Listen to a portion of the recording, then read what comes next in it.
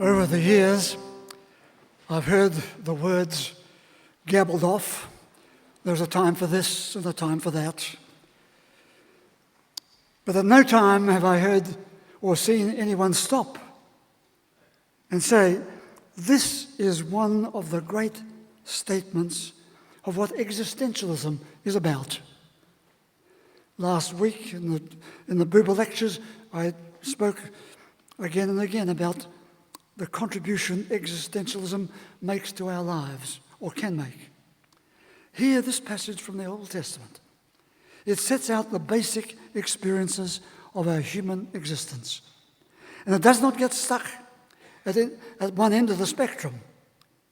It does not find some superiority in reeling off that life is ultimately a life of despair down at that end of the spectrum. Rather, it immediately states the validity of the alternative in this polarity, despair and courage. Yes, you will run into despair, but look again and you will discover the healing power of courage.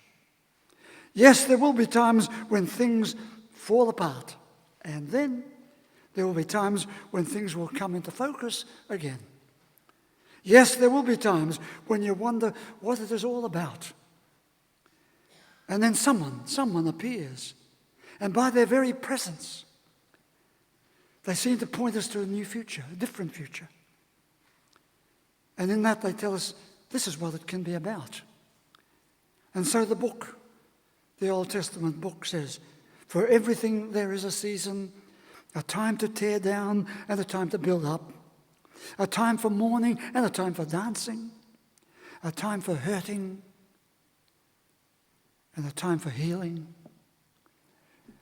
And in your New Testament, we heard of the man who was attacked, beaten, stripped, robbed, left for dead. 5 traumas. When he was simply going about his business. And 5 more traumas quickly followed. The feeling of being helpless and left. The anxiety that no one will notice nor pick him up. The confusion of inner emotions of fear, anger, disgust, despair, and the persisting physical pain, mental pain, the distress of mind, the distress of memory. That New Testament story has been traditionally called the story of the Good Samaritan. It is the story of the caring of strangers.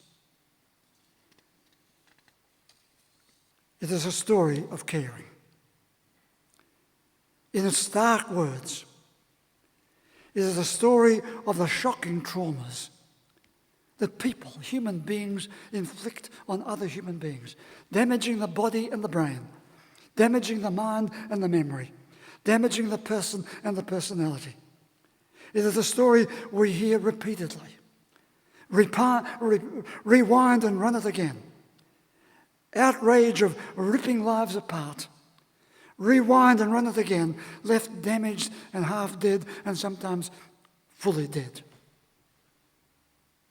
We at St. Michael's stand for the prevention of violence, destruction and waste. That is what Michael, the saint of God, stood for. And we've said it from the beginning when we took on the name of St. Michael's. We've said again and again. It stands for the prevention of violence, destruction and waste. Michael was the saint of God given the task of getting the world back into focus, where healing, hope, happiness would be the way out of the terrible traumas that look all too much like the faces of the suffering people in Dante's Inferno. But I run too far ahead, so let me rewind, so that we might find ourselves face to face with our own experience, our own unquiet mind. We are here. We are not left with 5 traumas of being attacked, beaten, stripped, robbed, left for dead. They may not be our traumas. In our situations, we repeatedly look for someone who genuinely cares. Someone or something to soothe our unquiet minds. Some help to get us back on our feet when we've been knocked off balance. Someone to give us a safe place in a supportive environment. And then to give us a restored belief in the future, strengthened in ourselves to face a new future. Yes, we know the times. There will be times when we fall apart. But we will look for times, someone to put us back together again. We know that there are times and will be times when we are considerably hurt, left helpless. But we look for times of healing and hope. Today I want to name some vital ways to heal our mind. Other people will speak to you in other places about the healing of the body. But here today, I speak in that awareness that as we heal the mind might speak to the body, and there'll be healing both ways. Over the last few weeks, I've asked 3 groups of people to name what would be their vital ways to heal their mind. Some were hesitant in talking about the mind. What is the mind? Where is the mind? How can you heal something that you can't see or touch? Others were uncomfortable about the word healing when applied to the mind. But nobody questioned the ways.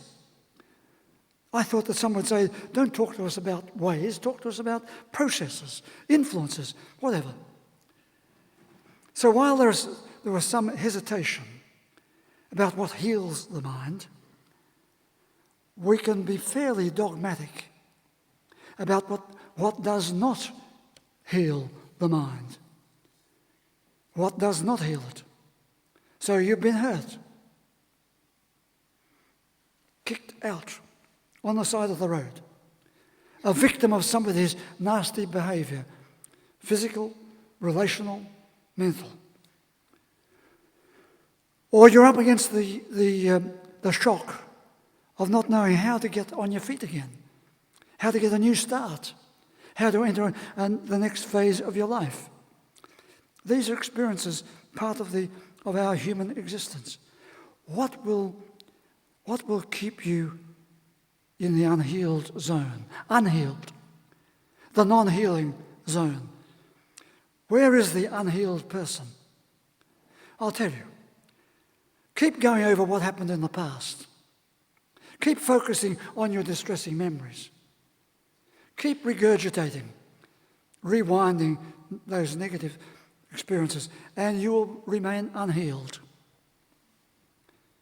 Number 2, block yourself into the belief that nobody cares anyway. I've been left on my own. Nobody cares. Or number 3, you look again at your wounds and you write yourself off. I'm now a damaged person. And therefore I have to stay in my unhealed state, my unhealed zone. Number 4, you think it might be a good idea to blame other people or to blame something else, somewhere else. And so it's impossible. It's impossible.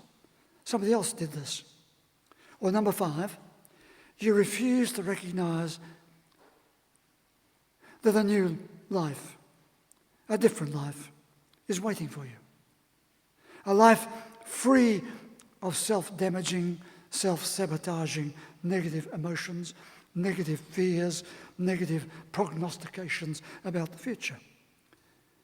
So you see that our thinking, our feelings, our behaviour can all become collegial in keeping us unhealed. There is an unhealed way to think. There's an unhealed way to speak. There's an unhealed way to live with each other. There's an unhealed way to behave. There's an unhealed way to feel about yourself and others. Each one of these 5 now need to be challenged. Challenge your tendency to keep going over the past, keep dwelling on painful memories. You must challenge that. Challenge the belief that nobody cares. Challenge yourself to get into the healing zone. Challenge yourself that there's the possibility. Challenge yourself to stop putting the blame on others or continuing to load those others with your negative emotions.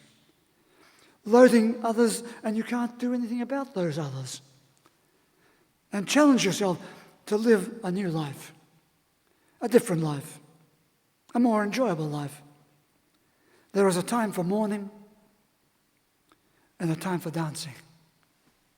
So you can see I'm going in 5s, right through, from the biblical story to our unhealed state, to these 5 challenges. What are the vital ways to heal your mind, settle your unsettled, unquiet mind? What will lift you back onto your feet again when you've been knocked off your balance? What will help you to re-enter the fullness of life? We heal our unquiet minds by sustaining a balanced view of things. Positive memories. Look for the positive memory. By containing our restless, destructive emotions, contain them. By ensuring that we develop strong health in our relationships, in our social environments, in our supportive people. Develop the behaviour of healed minds. The behaviour. Continue to embrace a caring philosophy of life. So I'll now go further. The 5 steps, the 5 ways. From the words of Jesus in the New Testament, we need a good, helpful presence. Someone who will be genuine, empathic, authentic, positive. Someone strong enough to see through the power of the negatives of our existence at the time. Secondly, we all need some soothing for our unquiet minds.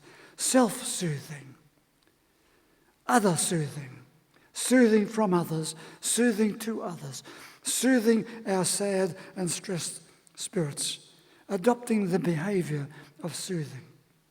Third, we need some influence outside ourselves, inside ourselves, some influence that will give strength and inspiration to get back on our feet again, to get back into life. And fourth, we need to find a safe place and genuine supportive people, supportive influences. Supportive influences in those safe places where there is direct caring, where there is indirect caring, where there is symbolic caring, where there is caring spelt with a capital C through and through. And fifth, we need to believe in a better future, a different future, a fantasy of the future. Whether we speak of healing of the mind, restoring the self, strengthening our inner resources, we are embracing that existential insight that says there's a time for hurting and there's a time for healing. There's a time for weeping and there's a time for us to be consoled. There's a time for great noise and there's a time for quietness and silence. There's a time to sit still.